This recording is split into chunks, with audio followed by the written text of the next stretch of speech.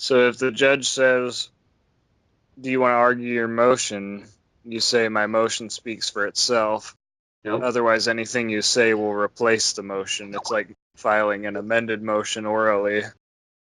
Okay. And then the judge, of course, is just going to blanket deny every motion 9 times out of 10. After you say, my motion speaks for itself, then you say if the prosecutor has any objection to it, or if the prosecutor has any objections to it, then I'd be happy to go over it point by point, and you can take your time and give me the grounds on which you object or want to deny it or are denying it for. First off, you want to know about the motion. So the best thing to do is just read it. It's not so much because, again, you're going to have to defend it because, obviously Gabe is right. You're not going to have to and should not even attempt. And anytime the judge says, all right, well, hear your motion now, that is a specific tactic to manipulate you into getting you to say something that he can then twist. You wouldn't believe how far they twist to make it seem like the whole thing's invalid, shoot it down on the record, and then that's their good reason to deny it. But if you just shush and don't say anything and say, I don't have anything to add to the motion, did you read it in its entirety? That's always a good one to come back with. I've heard judges pause for 30 seconds and then say, okay, I'm going to take a recess and come back after I've reviewed your documents. No, you didn't even read it. You're just trying to come up here and have a reason to shoot it down. So we're just talking tactics here. So know your thing. No, you don't have to defend it. And then when Gabe says they're just going to blanket deny, what I've seen consistently, I need to start with this first. And Gabe knows all about this, when you go into court your first time and you've submitted these motions, the judge, if they read them, are going to instantly know this guy is on the dead right path to be on to defy us, the court system, the government as a whole, all of our claims. Okay. Yeah. And they instantly are afraid of it. I mean, it threatens their career and paychecks and credibility, social status, families, all of it. Everything they've been doing for the past X amount of years, all of it. And so that quite often gets to anger or their A game in manipulating you.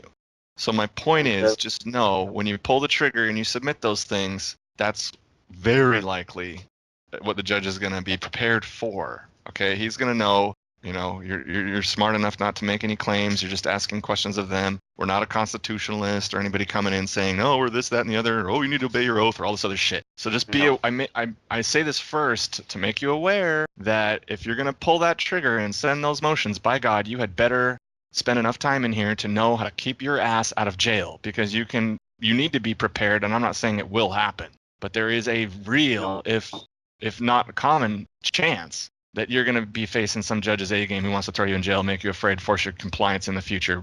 Be aware. If you're not going to be able to do that, it sounds like you have 3 weeks, so you should have plenty of time. But if not, just be aware that it's better to make main points that you're thoroughly familiar with and then refuse to follow the judge's path down his checklist, and then take an extension or request an extension and get the hell out of there with your freedom, because it's very easy for you to do more damage than good by opening your mouth about things you are not 100% positive of. Just remember, lawyers never do that, right? Okay. So it's never a good idea. So that's the first part. Do you have any questions about that before I move on to the second? They're not going to try to use that against me if I don't try to, you're not saying anything, so you obviously don't know what you even put in there and stuff like that. They might try to use that just... If pressed with effective responses and attempts to clarify from you, the judge will try every trick in his book, and trying to find out where your weakest link is so that he can constantly press that button. Okay. And even if that's trolling your pride to make you angry and frustrated and then flustered and less effective as a speaker in defending yourself. So they'll try everything if that's an answer to your question. Be prepared or be ready to make an exception, but always expect them to try and shame you, make you scared, belittle you, humiliate you, make fun of you, have other lawyers in the crowd snicker at the right time. This is all part of it to apply public pressure on you to cave. All right. So it's either going to work or it's not. It's up to you, not me. Well, one thing I was thinking is maybe you guys could, certain things that you know about the motion that you think might stumble me up or something, that maybe just ask me some questions to see if there's certain things that I should know, that you think I should know that I might not. Well, you don't have to defend it or talk about it in court at all. Yeah, I know. But I still think it would be better if I had a better understanding of it, Let's spend some time doing that, but first I want to briefly go over something that you're actually going to have to do in court. And that is deal with the fact that the judge is going to try and slam dunk deny all your motions in a row before you can even breathe 3 times. Okay. He's going to, I've heard them all. He or she come up with all kinds of reasons why this is denied and this is denied. I don't even know what that is. This isn't even appropriate. Oh, anything at all. It's all BS. So their tactic is to bum rush you with denials and then hope you don't object or do anything about it and move on.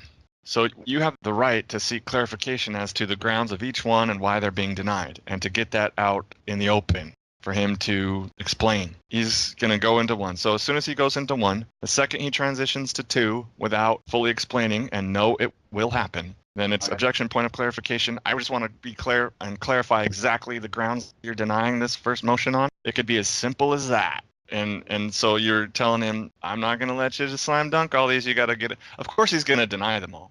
I'm not suggesting that you do this until he changes his mind. That's not going to happen. Your goal is to get those words out in the open. So that's getting that out. Now you may objection, point of clarification. No, it's not the time to interrupt. Now you're going to let me deal with all these motions and then you can object. That requires an additional objection.